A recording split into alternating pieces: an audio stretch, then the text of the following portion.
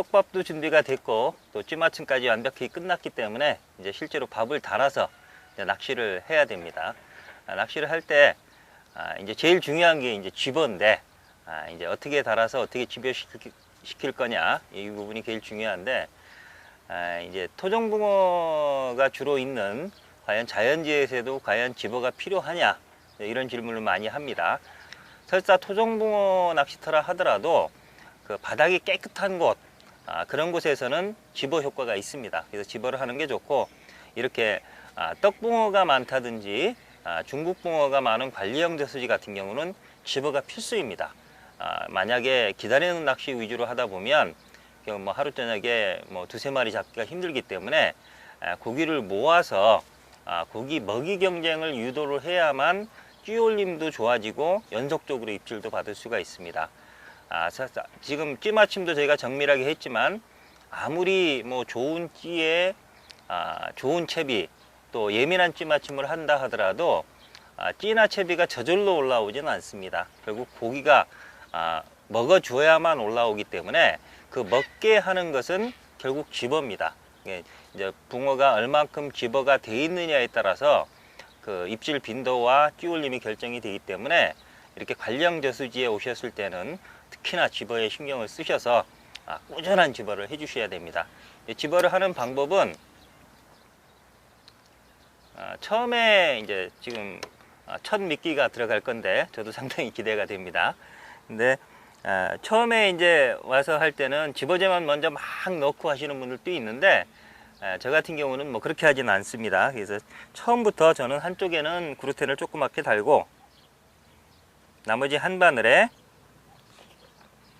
집어제를 달아서 던지는데, 처음에는 좀 크게 다십시오. 크게 다는데 처음에 넣을 때는 좀 크게 달기 때문에 이렇게 두 손으로 다십시오. 두 손으로 각지게 이렇게 달아서 풀스윙 한다 생각하지 마시고 근에 태운다는 식으로 반스윙 식으로 이렇게 던져주면 되겠습니다.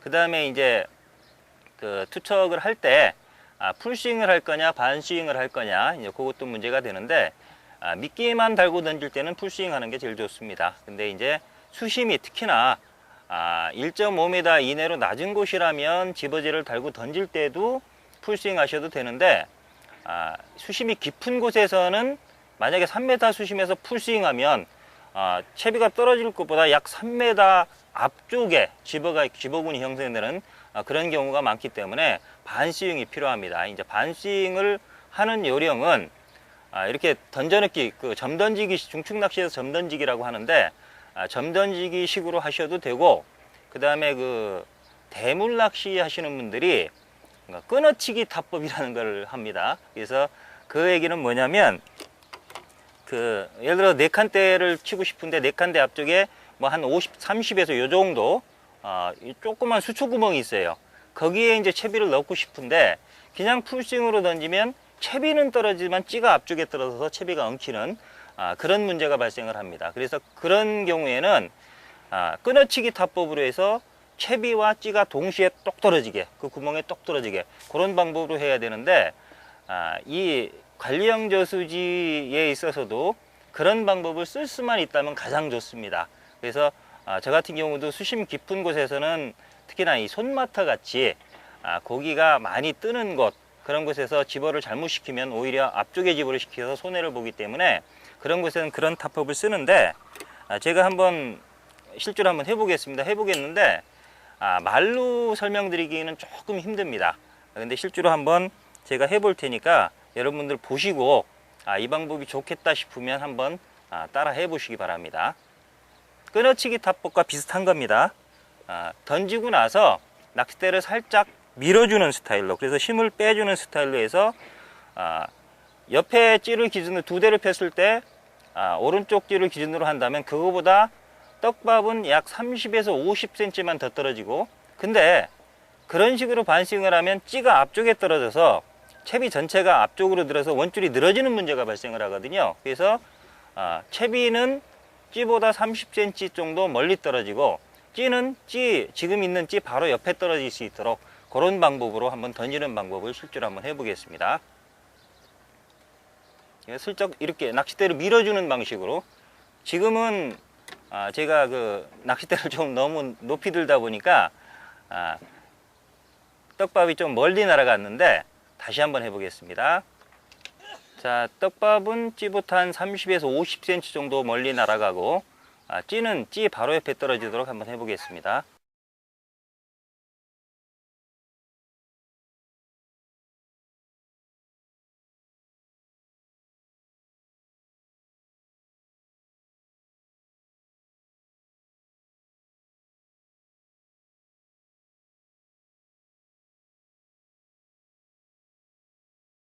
이제 집어를 시키기 위해서 몇 번 그 집어제를 넣고 있는데, 이제 이 집어를 잘 시키기 위해서 필요한 그 투척 방법에 대해서 설명을 드리겠습니다.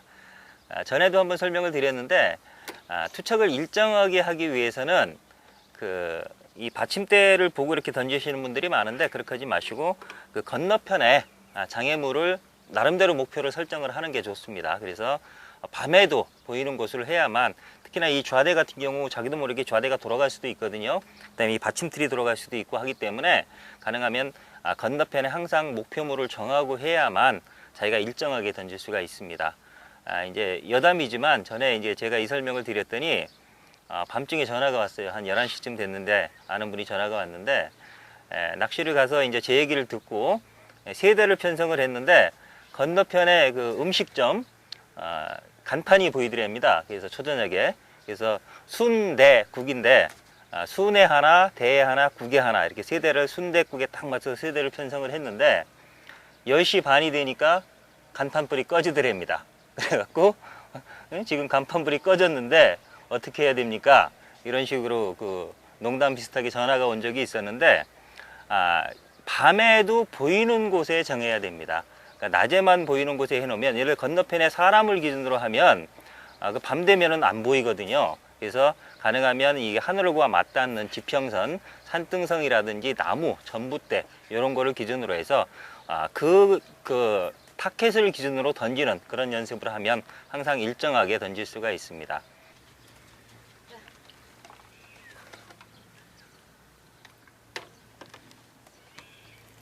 이 집어를 몇 번 시키지도 않았는데 이게 벌써 중간에서 떨어졌습니다.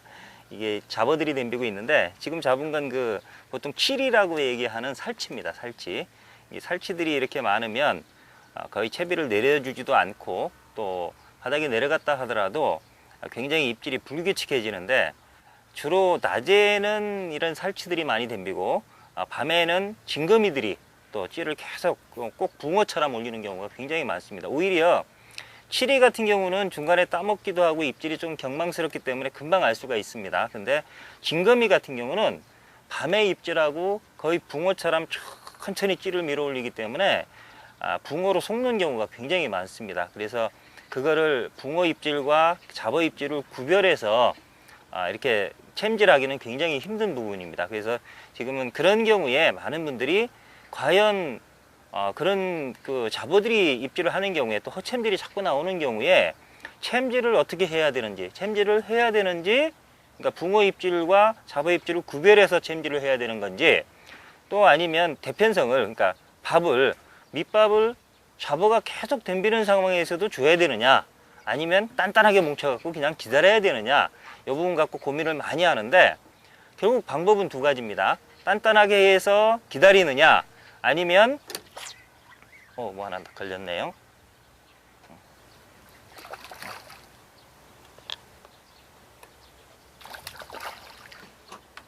붕어가 나오고 있습니다.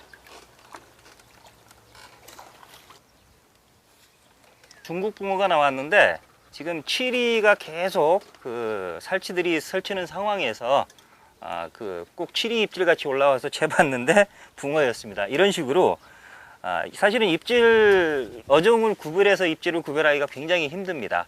그런 경우에 결국은 저 같은 경우라면 어떤 어종이 서식을 하는지 결국 대편성에 따라서 접근을 합니다. 예를 들어서 토종붕어가 많이 서식을 해서 다대편성을 한 곳이고, 또 블루길이 주로 그 잡어 생활을 부리는 곳이라면 저는 두 바늘을 합봉을 해서 신장 떡밥만 단단하게 달아서 좀 크게 달아서 기다리는 방법으로 그런 낚시를 구사를 합니다. 그때는 이제 전에 그동안에 계속 많은 분들이 사용해 오던 그런 아주 전통적인 방법이고, 근데 이제 이렇게 떡붕어가 많은 곳이라 예당지라든지 이렇게 관리형 저수지 같은 경우는 저는 그보다는 더 반대의 방법으로 갑니다. 오히려 더 적극적으로 밥을 더 넣어줍니다. 그 손자병법에 보면은 그 EEJ라는 게 나오는데, 오랑캐로서 오랑캐를 제어한다. 근데 특히나 이런 그 살치라든지 이런 잡어들은 큰 고기로서 제어하는 방법이 제일 좋습니다. 그래서 이어 제어인데, 잡고기는 큰 고기로 제어한다, 쫓아낸다. 뭐 잡고기, 큰 고기가 온다고 해서 잡고기가 싹 빠지는 건 아닙니다. 큰 고기 오다가 잡고기 오다 하는데, 오히려 그 때로 몰려오면 잡고기들은 대부분 빠지고, 또 왜 그렇게 해야 되느냐면, 그 집어제를 많이 넣으면 잡고기가 더 모이는 것이 아니냐, 이제 그렇게 생각을 해서 그냥 조그맣게 달아서 반만 달아서 던져 놓다 보면 고기가 집어가 안 되기 때문에 정말 밤새 그 잡고기 입질만 받는 경우가 많습니다. 특히나 징거미 같은 경우는 정말 밤새 징거미 입질만 받습니다. 그때 그 징거미를 쫓을 수 있는 유일한 방법은 더 큰 고기를 모으는 겁니다. 그 모으는 방법은 밥을 더 많이 넣어서 고기를 집어시켜서 먹이 경쟁을 시킬 수밖에 없습니다. 그리고 그 챔질 타이밍에 있어서도 계속 헛챔질이 나오는데 그걸 다 채야 됩니까? 또 들어가는 입질 채야 됩니까? 다 채야 됩니다. 그렇게 생각을 하십시오. 생미끼 낚시가 아닌 한 떡밥 낚시에 있어서는 찌 움직이면 모두 채십시오. 자, 그거는 채에서 잡아나라는 개념이 아니라 그만큼 템포를 빠르게 가져가라는 얘기입니다.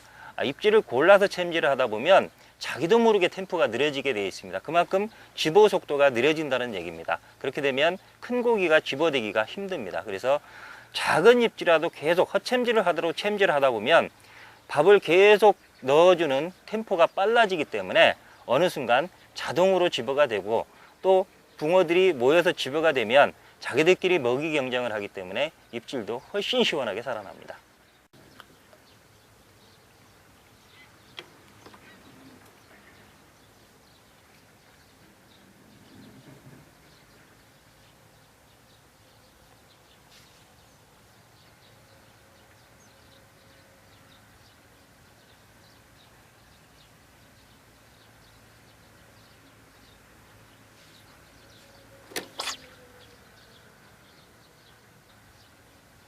지금 낱낚시로 진행을 하고 있는데, 막 살치 성화 속에서도 붕어들이 계속 나오고 있습니다.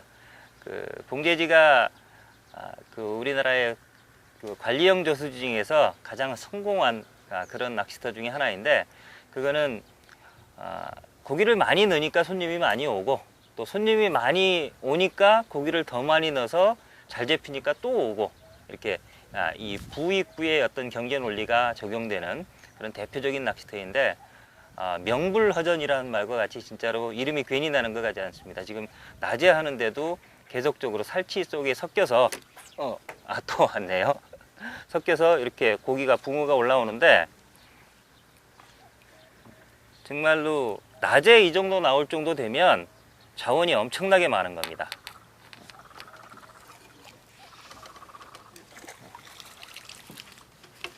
그 다음에 이제는 바늘이 빠졌네요. 뭘 먹었는지는 모르겠는데 방류한 고기 같아요. 이거는 깨끗하지 않은 거 보니까 방류한 고기 같은데, 이것도 토종붕어입니다. 오늘 제가 사용하는 채비는 역시 그 좁쌀봉돌 채비를 그대로 사용하고 있고, 원줄은 이게 그 관령 저수지 주로 중국 붕어들이 있기 때문에 모노줄 지존 1호를 그대로 사용하고 있습니다. 그래서 위에는 무매듭하고 꽈배기 묶음으로 해서 이 정도 하면 뭐 잉어를 걸어도 웬만하면 터지지가 않습니다. 그래서 원줄 1호를 사용을 하고, 그 다음에 나머지 부분은 쭉 보시면 되고, 그 다음에 좁쌀봉돌 채비를 사용을 했는데, 요거는 그 당줄 2호입니다. 데크론 2호고, 바늘은 미늘 없는 바늘, 저는 세사 5호를 썼습니다. 세사 5호고, 그래서 세사 5호를 했기 때문에 찌맞춤도 캠이 전부 놓칠 정도로 가볍게 했고, 좀 이따가 바람이 불고 대류가 발생을 하면 쇠링을 추가해서 조금 무겁게 조정할 생각으로 있습니다. 그 다음에 요 목줄 길이는 보통 자연지 같은 데 나갔을 때는 제가 한 10cm 정도로, 요 정도로 평균적으로 씁니다. 요 정도로 쓰고, 관리형 저수지에서는 한 12에서 15cm 정도, 요 정도로 쓰고, 손마트에 갔을 땐 저도 이 정도로 씁니다. 25에서 30cm 정도. 손마트에서 좀 길게 쓰는 이유는 이게 목줄 길이가 좀 길수록 고기가 입질할 때 이거 봉돌이 위에 있어서 그 이물감을 적게 하자는 개념인데, 사실은 10cm만 넘어가도 큰 차이는 없습니다. 이물감은 없는데, 이 목줄을 길게 하면 이게 편납이 먼저 내려가고 이렇게 떡밥이 나중에 내려가서 안착이 되는데, 요 채공 시간이 깁니다. 요 채공 시간이 길다는 얘기는 고기를, 이게 중층에 떠 있는 고기를 이렇게 끌고 내려가는 시간이 길다는 얘기입니다.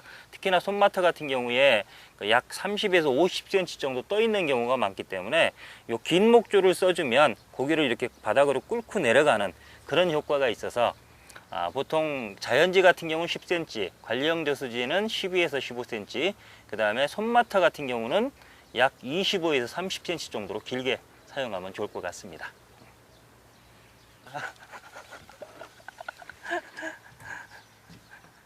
또 엉켜버렸어. 잉어네.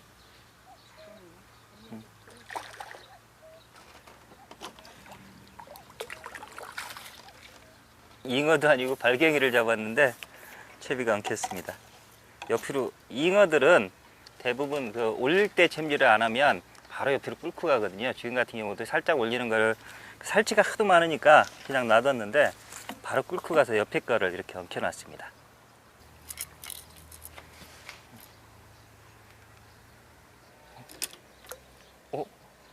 이건 놔주고, 이게 조금 이상하네요. 오, 잉어네. 어우, 제법 큰 잉어 걸렸습니다.